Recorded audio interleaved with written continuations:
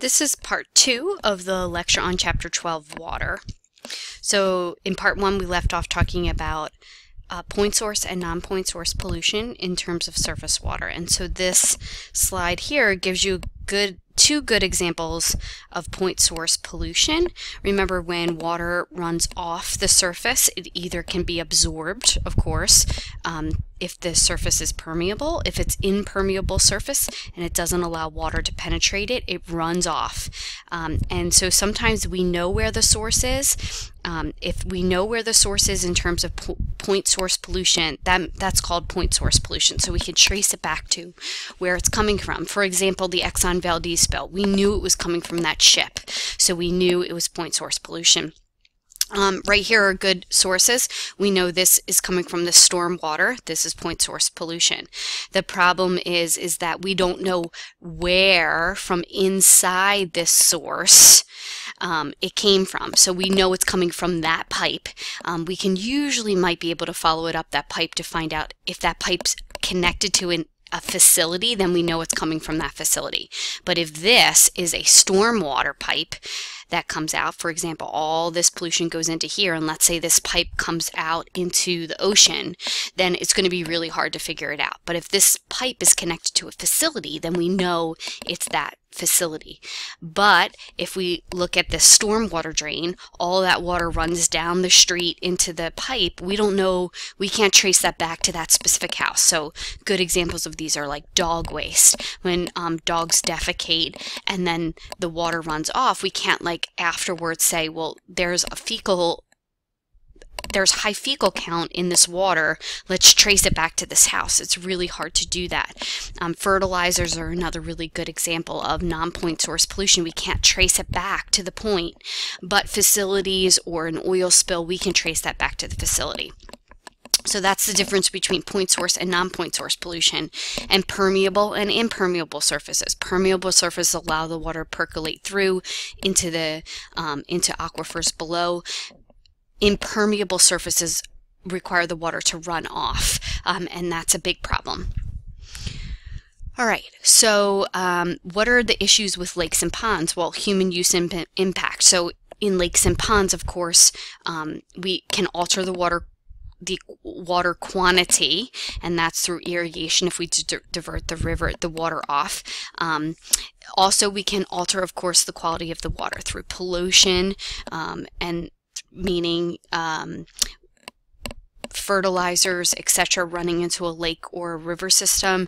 Sedimentation means that when we clear cut areas, all that sediment runs into the lakes and it could fill up the lake, which means then it becomes a forest. So sometimes when we clear cut forests upriver, which then that water runs into a lake, it brings with it all that sediment, which is not good. And nutrients, this is again through fertilizer use or even through washing machines, etc., with all of our laundry detergent or our hair products, that can actually increase the nutrient levels of lakes, which causes eutrophication. And eutrophication is when we have a big bloom. When you're adding nutrients into a lake, a lot of times the algae or the other species in the lake, plant species, like those nutrients, then they grow rapidly, they suck all the oxygen out of the lake or river, and then guess what? The river dries up, all of the aquatic life in that river dies because all the oxygen is sucked out, or lake, all the water is sucked out of that. So here's a really good example. The Aral Sea is closed basin lake that lies on the border between Kazakhstan and Uzbekistan, and it's been rapidly shrinking because these countries began diverting water from the rivers that feed it in order to irrigate crops. So you can see here was what the lake looked like in 1973, and here's what it looks like in 2010. And there's, remember, a closed ecosystem means that the rivers and the mountains drain water into the lake, so it doesn't have a tributary to the ocean. So this is a big problem.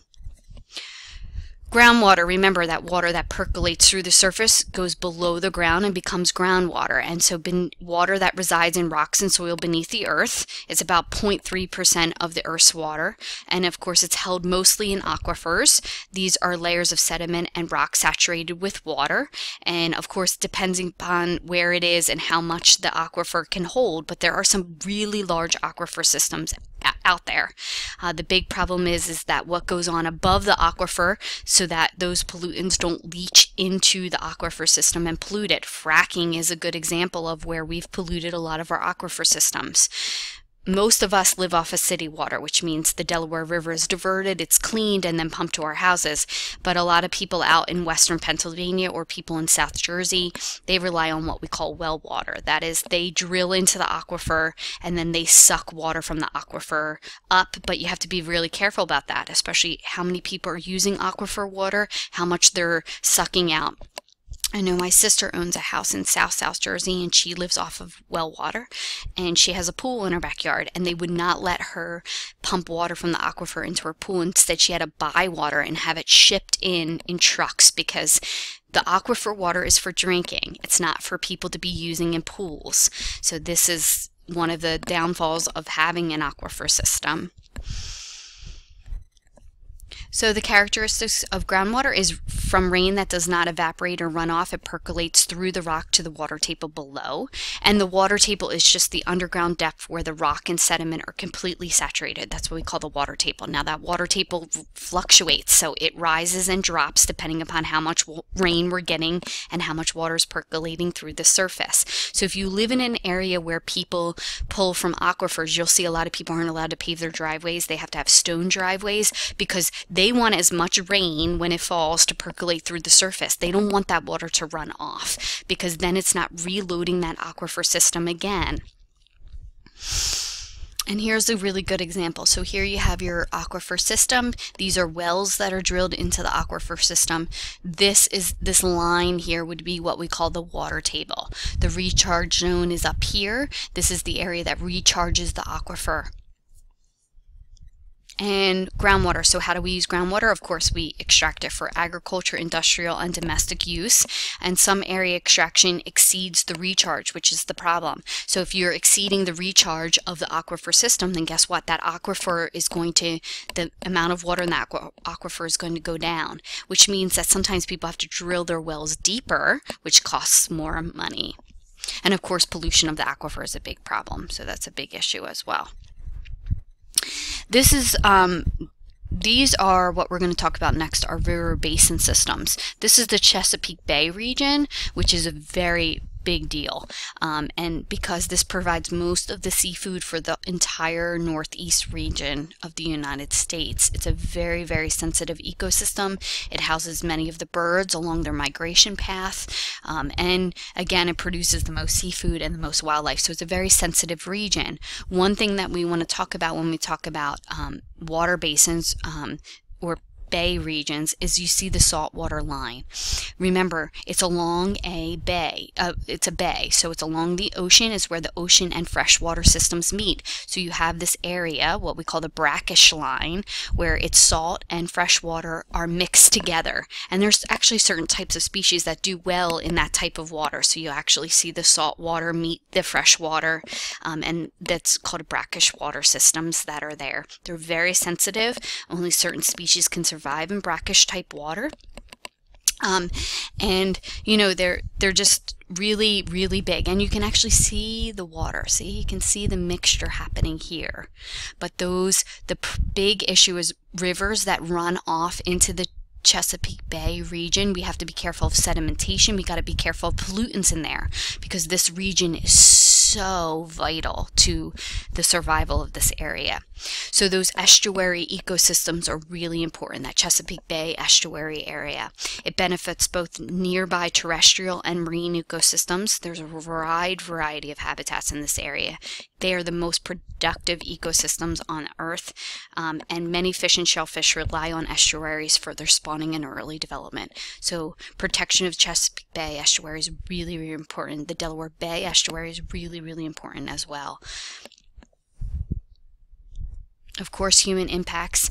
Many benefits have encouraged human impacts there. A lot of people like to boat, fish, and recreational use in those areas. But the big problem is nutrient runoff from those river systems into the estuaries is a big deal. So like the Delaware River, we have to be careful about the pollutants in the Delaware River, etc., that run off into the Delaware Bay estuary, because they produce what we call these dead zones. They're regions of low oxygen from high decomposer activity. So we have to be really careful that we don't suck the oxygen from these estuary systems, because they're the most productive ecosystems in the world.